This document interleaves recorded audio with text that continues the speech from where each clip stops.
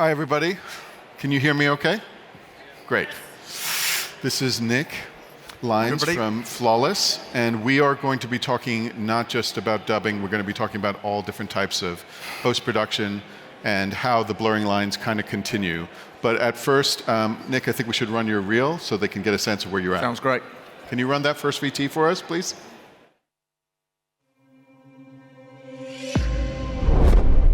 For too long, traditional filmmaking has been burdened by outdated methods, high production costs, and falling box office profits. But now, Flawless has built an AI-driven platform that will transform the way films are made and distributed, ushering in a new era of creativity and profitability. Pioneering Gen AI in Hollywood. And now you hate me, and I don't blame you, and now we're stuck on this stupid freaking tower in the middle of freaking nowhere. After successfully deploying groundbreaking visual effects tools on its purpose-built global media platform. This platform represents the unique accumulation of 5 years' work between world leaders in science, filmmaking, and engineering, accommodating complex considerations of artistic rights, secure cloud-based film workflows, and cutting-edge AI processes. Reshoots are a common occurrence in film production, when additional or alternate lines are required after the film has been edited. AI Reshoot unleashes groundbreaking capabilities to allow filmmakers to replace new dialogue without the need to go back to set. This was first used on the Lionsgate blockbuster Fall, where AI reshoots replaced 30 lines containing swear words with more family-friendly versions. Now we're stuck on this stupid fucking tower in the middle of fucking nowhere. Stuck on this stupid freaking tower in the middle of freaking nowhere. And it's all my fault. These changes were delivered within a week, allowing Lionsgate to release Fall as a 2022 global family box office release and facilitated an otherwise unattainable 700% gross margin. Even though time constraints would have prevented it, the cost of traditionally reshooting these scenes would have been over $1.5 million, compared to an AI reshoot cost of $150,000. AI reshoots are also far more environmentally friendly, expending less than 1% of CO2 emissions from a traditional on-set shoot.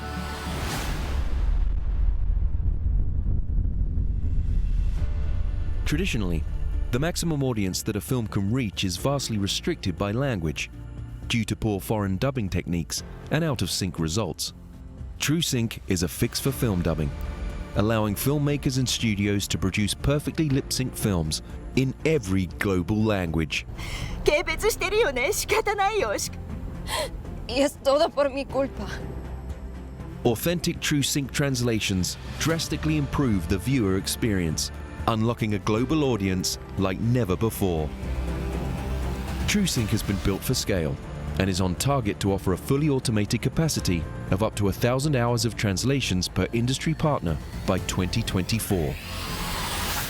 Flawless's deployment of these initial products represents the first step in revolutionizing the film and content industry, streamlining the filmmaking process, reducing production costs, and maximizing audience reach.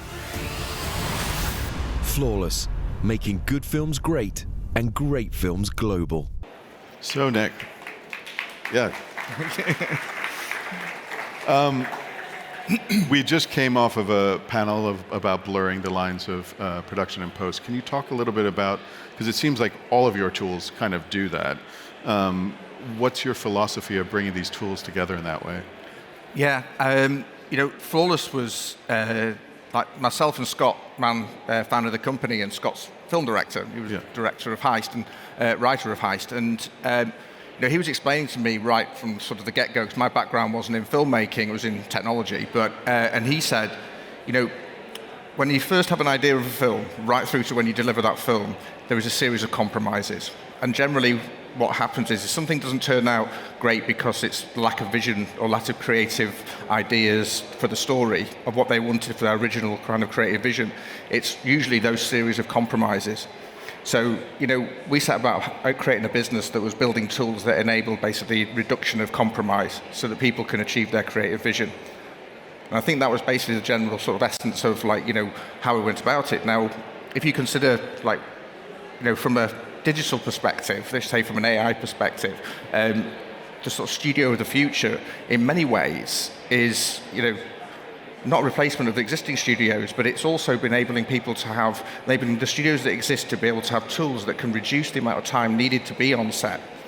Giving more flexibility, giving options that were not even available on set potentially. And I think that, like you said on there, is like one of the fundamental problems is production costs are going through the roof, and they're continuing to go through the roof, and audience numbers are not increasing at the same rate, and film industry is under pressure from other areas, other industries, other entertainment, and so something had to change, and thankfully, like the timing of generative AI, I think, is like really good for the film industry in that respect. Yeah. So like because production costs were going up, and usually it's the post costs that really are the things that go up. But because of the AI tools, especially in the level of the work that you guys are doing, as you're saying, the production costs were going down like we saw in the film, but it's also giving more opportunity for international films, for example, to get different types of audiences. Can you talk a little bit more about what you guys are doing in that realm? Yeah, so there's only one product that we do that's actually a value add, but it's a significant value add because it's like eliminating the need for dubbing and subtitling. And so people can get a native language experience, in every language around the world, and so currently, like with dubbing and subtitling, they're changing the script, and then because like the foreign sales aren't what people would like them to be, that they're not invested in the way that maybe they could be, and so they're not traveling well, and so I think the sort of big shame about that is there's some. And I think there's a lot of people around the world that don't realize how many good stories are made all around the world that just don't travel. And so, when we talk about stories, films, and those films are carrying cultural stories, right? And I think that one of the things we talk about internally is story seems to be human, but language is regional. Mm-hmm. So if we can destroy that language barrier, we can start to basically have story traveling globally.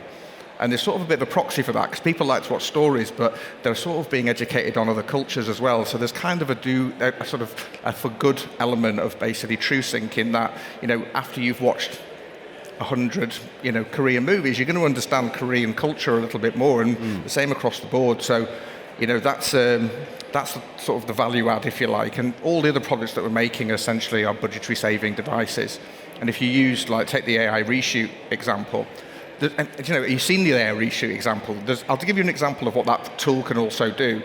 We can jump into any shot and actually move performances in, consolidate performances. So if you imagine on set what that's going to mean, and like Scott talks about how different, even in the last year or two, how different he'd shoot a movie now compared to, because he's obviously intimately involved with the whole process.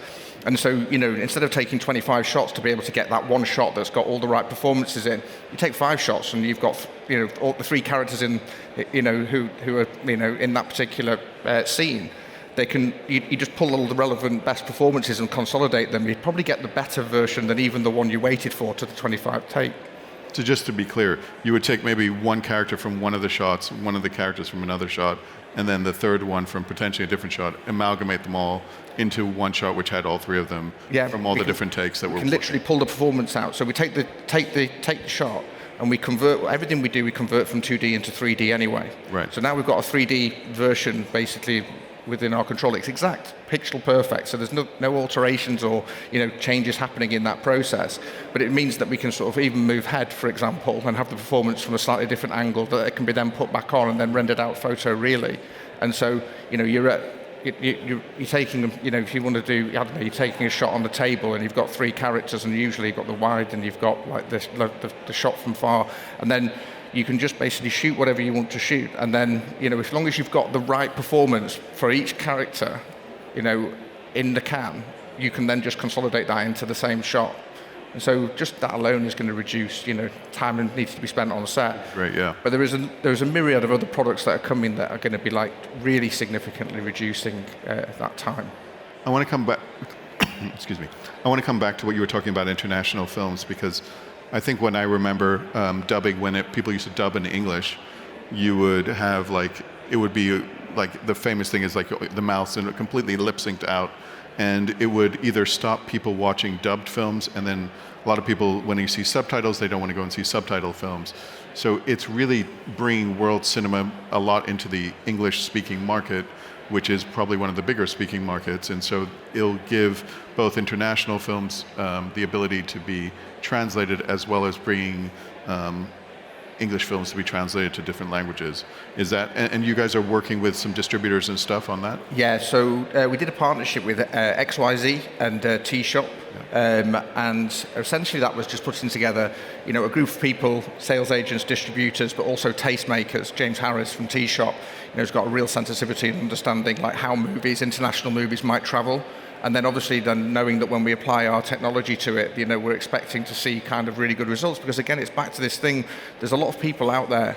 When I first started this, it was like I was getting a lot of opinions about, I prefer dubbing or I prefer subtitling, and I was like, this isn't helping, right? I want to know what the facts are. So I went to the actual data of foreign sales, and when you look at the data and you realize how devalued content is to almost to zero, then you realize it's not a case of people liking dubbing or subtitling, it's a case of they don't have an alternative, and this is an alternative to be able to digest movies. And like with everything, we were talking before, and it's like with all products, like to begin with, it's going to be on the sort of like the higher end movies, then the big independents, etc. But it's very, very quickly moving. It's going to be available for everybody, for all films in reality. And I think that it's just, we're going to be looking back, I think, when in relation to dubbing and subtitling, I think we're going to be looking back in not a very long period of time. Within a couple of years, we're going to be sort of saying, oh God, can you remember that dubbing and the subtitling? Like black and white TV to colour TV. I think it's going to move that quickly, because I know the technology, I know the scalability of basically what's coming. So I think there's going to be people are going to be accessing content from all over the world, cultural stories from all over the world, and really enjoying it. That's really exciting to hear. You also work with a lot of different educational institutions to kind of get the technology part working. Can you talk a little bit about that part? Yeah, so I think it's not me that's saying this, it's external people that, that we're kind of seen now as the preeminent research group in our field in the world. And that's including, the biggest academic institutions and all the biggest technology companies. And the papers that we've been releasing have been winning awards at the top. And so because we're sort of that science first, and we know that any new product comes ultimately from groundbreaking new science, there's like an element of like wanting to give back to the science community. And it's, it is a case of you scratch my back, I'll scratch yours, because those collaborations can create fantastic innovations, etc.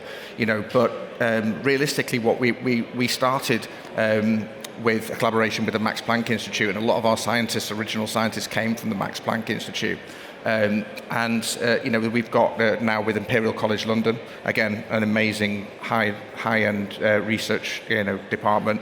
We're talking to like Stanford and MIT. We've got a collaboration with British Columbia, and it works really well. We get some of the most amazing interns who come in and help us with some of our near-term problems. But again, like we're sort of putting money back into the research community and making sure that, and as much as anything, when I remember when I first started this, I found out that the larger sort of technology companies were just giving money to these research institutes and saying, we don't care about IP, and we don't care really to some degree, only with a small sort of influence on the general direction of things. We just want to get visibility of basically what's going on and help the community continue to learn. And I couldn't understand that, to be honest with you. I understand it entirely now. I know exactly why they do it, and it makes sense. And although we're not there about writing multi-million-dollar checks per institution, I can see, and we do definitely want to sort of grow into those shoes. Can you also, like the other side of your business is working with artists. Can you talk about what you guys are doing with artists now? You said you were something. Yeah, so we find often with what we've been doing is like taking the ethical approach. It also seems to be the most logical commercial approach, and and I think we'd have taken the right ethical approach anyway, because it's how the business is formed. And to be honest with you, we've got the world's best people in filmmaking, technology, and science, and I don't think those people would work for a company that basically didn't do things in the right kind of way. But it's just fortunate that it also happens to be that looking after artistic rights, looking after commercial rights as well, right? Because the big studios and film owners, like they've got some of the most valuable data sets in the world, and obviously there's a separation between likeness and performance and the sort of core data and the reuse and that kind of thing, and that's all part of the collective bargaining that's going on, and that's nothing to do with Flawless, right? But we've built a technology that we built for our products, actually, which understands attribution, so we can build clean models. We've had a clean data strategy from day one, you know. And again, it was me. My background, I came from the regulated online gaming industry. Scott's a director. He was telling me about how sophisticated the rights, sort of management rights systems were in Hollywood, the most sophisticated rights ecosystem in the world, probably. And you know, so we knew it was the right thing to do. But this system is now, you know, from each model, it can understand where, you know, attribution, and we can configure that in a way that will accommodate whatever is agreed. And it doesn't matter whether it's in Hollywood or whether it's in other territories. You know, we're working to make sure that artistic rights are protected, but at the same time, also commercial ownership is protected, and people can't, you know, just start scraping things from the internet and then, you know, using that for their own commercial gain. Because, you know, I think fundamentally we don't believe that's the right thing to do, but we also think that it's probably the way that law will come down, legislation will come down. So, like you were talking about the ethical implications, can you talk a little bit about your stance about what's going on in Hollywood and everything else at the moment? Yeah. Well, you know, it's one of those really good things is that when you come from basically, if you're standing on the right side of the fence, it's dead easy to talk about this stuff because, like, we're completely in support of, you know, protecting artistic rights. We don't see that generative AI. When you really dig into it, this is about empowering the creators, right? And so, you know, everyone stands to benefit. So I think that, like, you know, we're just waiting to see what gets agreed, and we've kind of, I wouldn't say we've definitely not been involved with those conversations, but we have been asked a few questions about what's possible and, you know, assisting people with their understanding of things. We're excited to see how they agree, because they will agree, because an industry depends on it. And then, you know, it might, I don't know how long it'll take either, but like, it's a question I sometimes get asked, but it's not really up to us, it's not at all up to us, it's just from our side, is that we want to make sure that technology exists, that when those agreements have been made, that then the tools can basically have some way of being able to execute based on those parameters. Because no one was really thinking about that. We were thinking about it, and we had it internally. But 2 weeks ago, or maybe it's 3 weeks, I don't know, time's flying, but 2 or 3 weeks ago, we made an announcement, then Scott and I wrote an article for Variety, and we announced the fact that we're making the artistic rights treasury, or ART as we call it for short, is available to everybody with professional tools, so that they can dig into this and make sure that basically what is agreed is being able to executed on, and for the general good of the industry. And in fact, you know, like when I was talking then, it kind of made me think, because people are kind of wondering a little bit about, like, you know, what's going to happen for the creator in this world, and like, this is as true as I personally could believe, is basically what we're going to end up happening is the production costs will come down, and I think that, like, the tools are going to give creators much more of a chance to be able to achieve their original creative vision. Now, if they're doing that, these brilliant people are going to end up producing more commercially successful outcomes.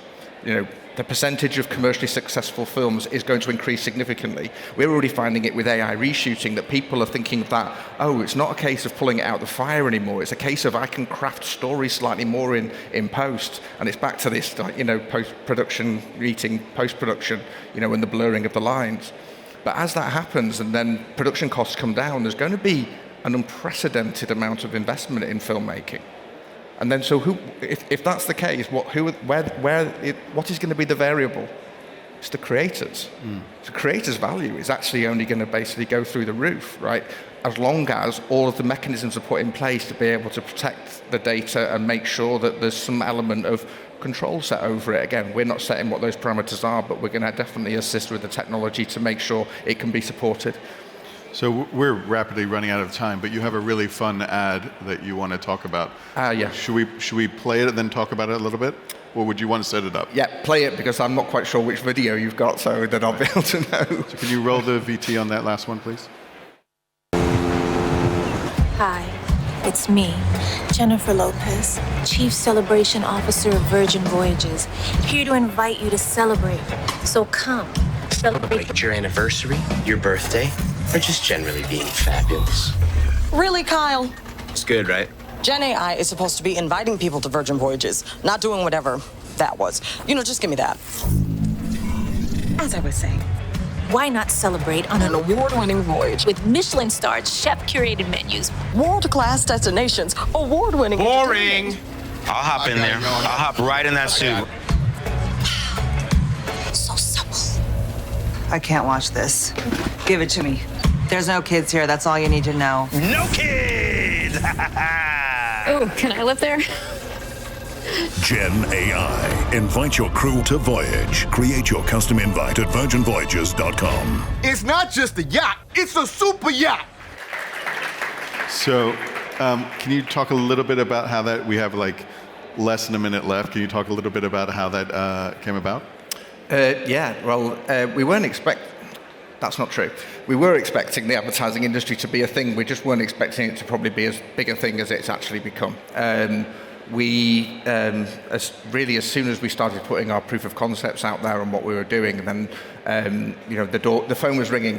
Localization, of course, right, and fast-moving consumer goods, you might imagine, which we expected. But then what we didn't realise was just the amount of creativity. I assumed there was a lot of creativity in the advertising space, but we didn't realise that how many new ideas they'd come up with, which would be, can we do this? Can we do this? And then obviously, in marketing, something new is eye-catching. Something eye-catching is revenue generating. I mean, that alone. The reason I didn't know which video it was is because we also did a huge amount of personalization on a website that was built, which meant that we had J-Lo saying your name, essentially. So there was many thousands of names were created, so it gives the perception. And an invite was sent saying from this person to this person and what location and various other things. So it enabled them to be able to send these personalized adverts out. Now, if I remember correctly, I think it was 1.8 billion global media impressions within 30 days. I think the site had 183,000 impressions, or visits, should I say, and 32,000 invites were sent out. And as I understand it, over 10 million in incremental revenue of cruises booked just off the back of that. And I can say that we did not get 10 million for doing it. So it was really interesting, and there's lots and lots of other kind of things. And I think it's just opened up people's minds, so we're kind of getting all sorts of weird and wonderful requests, some of which we have to turn down because it kind of would require us to build certain elements of product. So taming the scientists and a few other people who just want to dive into those ideas and kind of keep things a bit more on track is a challenge, but it's kind of exciting to be part of it. Well, I think that's a great place to end. Thank you so much, Nick. Thank you.